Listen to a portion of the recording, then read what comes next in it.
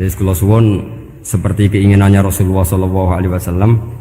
Terus niki terakhir anna Rasulullah sallallahu alaihi wasallam kana la yanamu hatta yaqra alif lam mim tanzil wa tabarakalladzi biyadil mulku wa qala las antawuf yufaddilani kulla suratin fil Qur'an bisab'ina hasanatan. Jadi di antara kelebihannya surat Tabarok adalah mengungguli umumnya surat dengan kelas 70 kali derajat. Jadi keunggulannya surat Tabarok itu bisab'ina darajah di bawah surat-surat yang lain. Sudah, ini surat Tabarok agak panjang. Tapi alhamdulillah dari semua itu surat Tabarok itu kalah bi qul huwallahu ahad. Jadi ini nikmat terbesar kita. Karena enggak perlu Tabarok, saiki porsi ini diturunkan jadi apa? Qul. Makanya banyak tarawih main apa? Qul. Itu bukan cari cepet, itu dalile musalsal ila Rasulillah sallallahu alaihi wasallam. Jadi ada sahabat itu kalau ngimami main kulhu. Di Indonesia masih mendingan kulhunya rakaat kedua ya. Itu enggak sahabat ini rakaat pertama ya kulhu, kedua ya kulhu. Masih mendingan di Indonesia dipakai selingan rakaat kedua.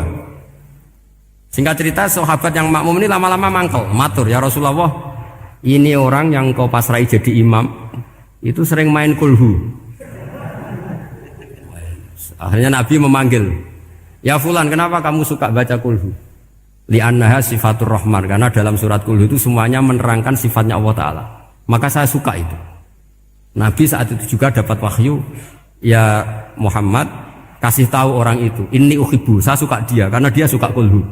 Nah, itu aja hafalkan itu. Jadi itu riwayat yang lebih menggembirakan itu. Jadi tidak usah Tabarok, cukup apa? Kulhu. Dan itu lebih mutawatir. Makanya kalau legenda dunia kiai itu kan ini ada cucunya Sayyidina Ali.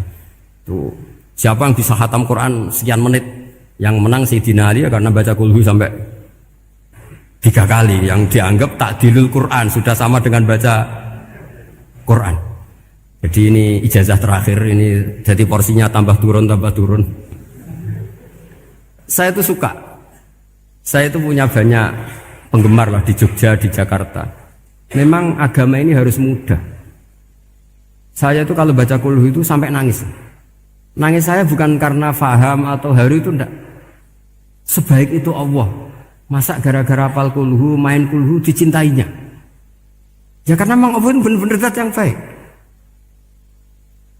Makanya saya punya teman itu kurang ajarnya Masya Allah. Kalau tes ditanya rukun Islam berapa, nawakidul wudhu berapa, muftitatus sholat berapa, semuanya dijawab la ilaha illallah. Terakhir ditulis kafir Pak, sama nyalahno iki. Nyalahno la ilaha illallah kafir apa ndak? Gurunya bingung kan akhir. Di ek iku la ilaha illallah kok di ek. Akhirnya bocah diceluk, "Cung maksudem piye? Mun nak sampean wani ngeek Pak, kafir Pak." Akhirnya sugahno ribet-ribet. Pertanyaan apa tuh? Ma mubtilatu sholat la ilaha illallah. Nah gitu wudu ya. Tapi jangan tiru loh. Lah gurune kok ngeek kawani kafir. Siapa yang berani ngeek la ilaha illallah? Yo namanya sing buweli. Angin belinge itu disurati wong tuane. Kalau nu mondok sarang era kuno, jadi ijek lugu wong. Surati wong tuane, kowe gak susah, wong tuamu disurati. Tenang ya Gus, bapakku buta huruf. Jadi wis disurati, gak ngefek wong bapaknya buta huruf. Nah, di Islam, saya ulang lagi di Islam. Dengan tanda kutip kesalahan-kesalahan kecil gini ku zaman Nabi, sahabatnya Nabi, iku kabeh iku dadi berkah. Makanya enggak ada ilmu sebarokah kayak zaman Nabi. Wong goblok wae dadi berkah. Sampai Nabi ngendikan aksaru ahlil jannah al-bulu, akeh-akeh penduduk swarga iku wong goblok. Mergo wong goblok iku piye? Apa dimangkeli iku ya gaweane pangeran. Nabi itu pernah disomasi wong goblok. Itu ya piye? Nabi kan cerita kiamat tuh gini. Yang kemarin enggak jadi itu. Kiamat di Indonesia kan berapa kali ya? 999 terus 2000 berapa? 12 terus Jumat apa kan sering mau ada kiamat tuh. Saya sering ditanya tamu, "Gus, ngenteni kiamat teng pundi? Enteni ning kene barang aku." Aneh-aneh. Ngkarwan layak alamuha illahu bokas bakas. Nak misalnya tenan piye Gus? Ya tenan sing enek Gus enak aku gak. Wah sesuk tak ngenteni kiamat ora sido kiamat. Aneh-aneh. Saya ulang lagi. Ketika Nabi cerita dasarnya kiamat itu sahabat itu enggak mikir. Padahal mereka orang-orang pinter. Si mikir wong desa, Mas. Ya Rasulullah mata sa'ah. Engkau itu cerita kiamat terus tapi enggak jelas tanggalnya. Lalu itu kapan? Wah, paket sahabat. Oh, pinter juga. Kalau cerita itu ada tanggalnya dong. Ini kan cerita terus tapi enggak jelas tanggalnya. Apa diamuk wong desa? Ora diamuk mangkelno. Nabi meneruskan tentang ahwalil kiamah, masih nerangkan ahwalil kiamah. Dibaleni lagi. Ya Rasulullah mata sa'ah. Lalu kiamat itu kapan? Ini kalau ijazai, jadi bodoh tapi untuk ridhanya Allah Ta'ala pun. Kalau lah kadang dari pinter gue nyesal. Ribet. Kongkonan kongkon Pak Najib barang ini akhirnya. Gara-gara pinter. Padahal kok ya wong bodoh lah mlebu swarga, ribet kan? Direwangi dadi wong alim, sebelum kok wong bodone ya melok mlebu swarga. Wong gelombang kedua itu pengumumannya siapa pencinta Nabi, pencinta wong alim masuk swarga. Yang pertama seleksinya agak ketat, yang kedua itu ya muhibbin mun cukup mun. Jadi sebenarnya swarga ya ketemu wong ras jelas-jelas nih. Wah repot ya.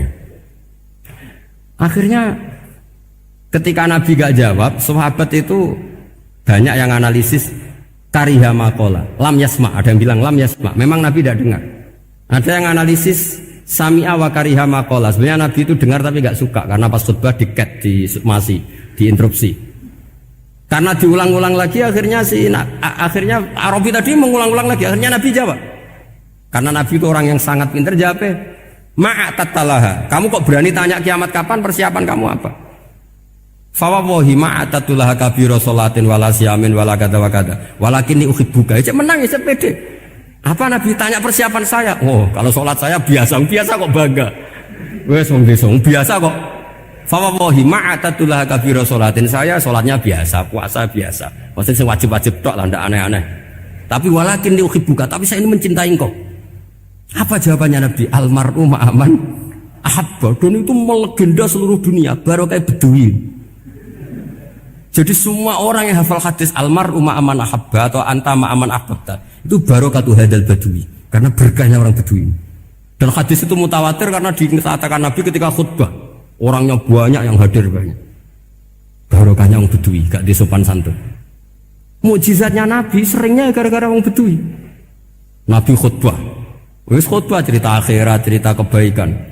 Ya Rasulullah, khutbah mohon bakas akhirat kebaikan. Sekarang itu tidak ada hujan, halakatil amwal. Sekarang harta hilang semua. Hewan-hewan sudah mau mati semua karena apa? Kekeringan. Mohon jenengan rasa bakas niku pun jaluk udan mawon. Nabi langsung langsung udan tuwes. Nak jari ulama lah, Nabi berodok gelos putih udan seminggu nganti akhirnya sapi ini gak mati krono kehausan tapi kelentir.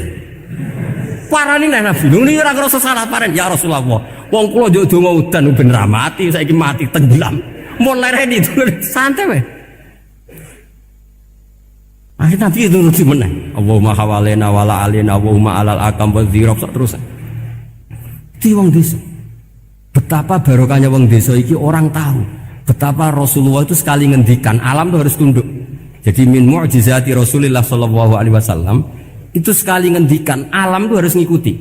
Jadi Nabi misalnya ngendikan hujan, itu panitia hujan, malaikat hujan harus nuruti. Nabi ngendikan berhenti juga harus berhenti. Makanya enak jadi Nabi itu. Tapi kamu nggak mungkin, sudah tutup, sudah tidak mungkin. Makanya Nabi itu pernah minta dalam satu maidah, ya fulan saya ambilkan dirok. Dirok itu kaki kambing yang depan, diambilkan. Ambilkan lagi, diambilkan. Ambilkan lagi ya Rasulullah, bukankah kambing hanya punya dirok dua, kaki depan dua? Andaikan kamu bilang iya, maka akan selalu ada dirok selagi aku minta-minta. Karena alam ini akan mengikuti. Jadi Nabi misalnya mau dahar gitu ya, kok Nabi ngendikan ya Jabir, ini jangan kamu entas, yang entas harus saya. Ini cukup untuk makan orang banyak. Nabi sekali ngendikan cukup. Nasi ini punya konstitusi, harus cukup. Karena Nabi ngendikan cukup. Itu hebatnya Nabi. Beliau punya spesial. Alam ini harus nurut sama beliau. Makanya disebut wadhabu wal ghazala syadani laka birrisalah. Semuanya itu harus tunduk. Nah, akhirnya syafaat-syafaatnya Nabi itu gara-gara wong desa-desa. Saya itu pengagum wong Bodoh ya, termasuk hadisul Arabi tadi. Ada orang desa tanya, "Ya Rasulullah, nanti kalau saya mati itu yang ngisap siapa ya?" Allah ya. Wah, bagus lah. Terus langsung mulai. Barang mulai abe guyu-guyu. Nabi iya karpe. Dipanggil lagi. "Ya Arabi, kenapa kamu tertawa-tawa terus pulang?" "Ya baguslah kalau yang ngisap Allah. Selama ini hubungan sama Allah saya baik-baik saja." Tapi Nabi muji faqhu hadzal Arabi. Wis pinter kowe cong. Terus pernah lagi ada orang Bedui tanya, "Hal yadhakur rabbu ya Rasulullah? Apakah Tuhan itu pernah senyum? Pernah tertawa?" "Naam," kata Nabi. Ya pernah. Lan na'dima min rabbin yadhaku khairan. Kalau Tuhan pernah senyum, pernah tertawa, wah orang kalau pernah tertawa itu pasti baik. Ya baguslah, enggak apa-apa. Jadi makanya